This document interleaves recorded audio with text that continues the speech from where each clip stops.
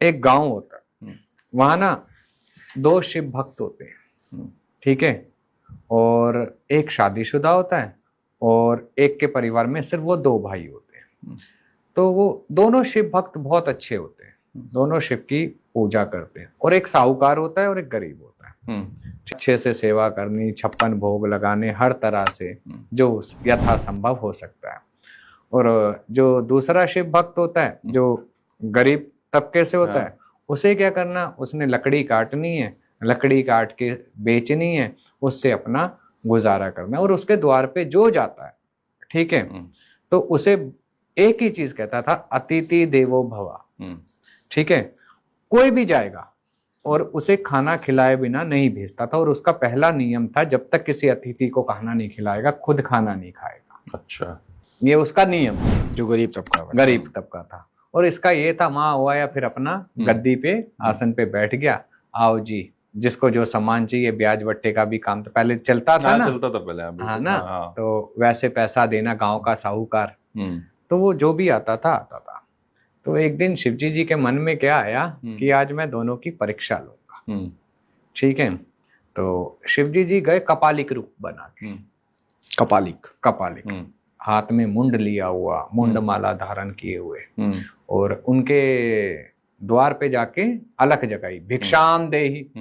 तो पहले साहूकार के यहाँ गए।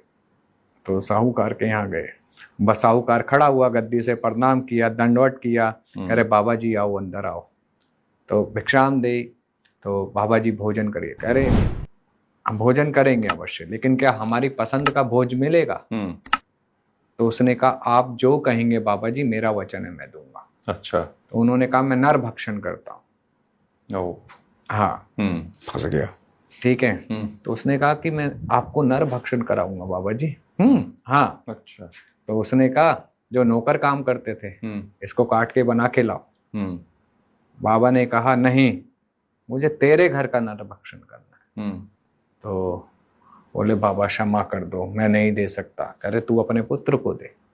तू शिव भक्त है, शिव पे विश्वास रख, तो अपने पुत्र को दे, मैं उसका सेवन करूंगा। क्या पता तेरा शिव उसे बचा ले आके। मैं भी तो देखूं उसकी शक्ति कितनी है और तेरी भक्ति कितनी है। कह रहा, नहीं, भगवान को मैंने बस मंदिर में देखा, सामने नहीं देखा। हाथ जोड़ के कह रहा, आप चले जाओ। रोने लग गया। कह रहा, तू एक कपालिक को खाली हाथ भेज रहा है। बाबा वहां से गए, बाबा पहुंच गए गरीब के यहाँ, वहां अलग जगह भिक्षाम दे।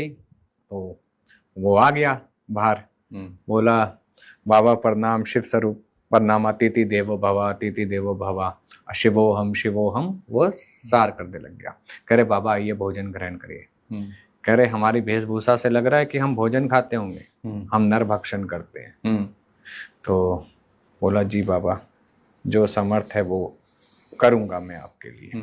अंदर जाते हैं तो उसका छोटा भाई, कह रहे, आज तो प्रणाम करता है वो भी। कह रहे, बाबा जी को भोजन करना है, नर भक्षण का।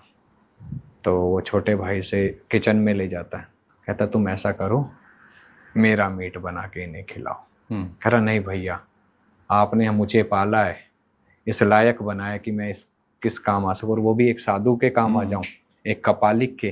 क्या पता शिव की यही इच्छा हो। तो उसे काट के बना देता है और उनके आगे रख देता है। बाबा खाते हैं। तो जब खड़े होते हैं, कहते, बाबा कोई त्रुटि हो, आंखों में आंसू और हृदय रो रहा होता है, क्षमा करना, मेरे पास जो था और जो मेरे वचन थे मैं वही पूर्ण कर सका। कह रहे, तूने कौन सा वचन? कह रहे, बस मैंने आपने कहा था नर भक्षण करना है, मैंने अपने भाई को, छोटे को, जो मेरा एक ही सहारा था मेरे जीवन का, उसे आपको अर्पण कर दिया बना के। बाबा मुस्कुराए। कह रहे, कहाँ अर्पण किया? देख वो खड़ा हुआ। अच्छा। हाँ, ठीक है। और अपना शिव स्वरूप में दर्शन दिए और उन्हें कहा कि आने वाले समय में, ठीक है, तो मुझसे उत्पन्न हुए और मुझे में ही लीन हो गए, तो मोक्ष की प्राप्ति। मतलब वो भाई वापस आ गया। वो वहीं उसी समय। वो तो एक परीक्षा थी, जैसा परीक्षा थी।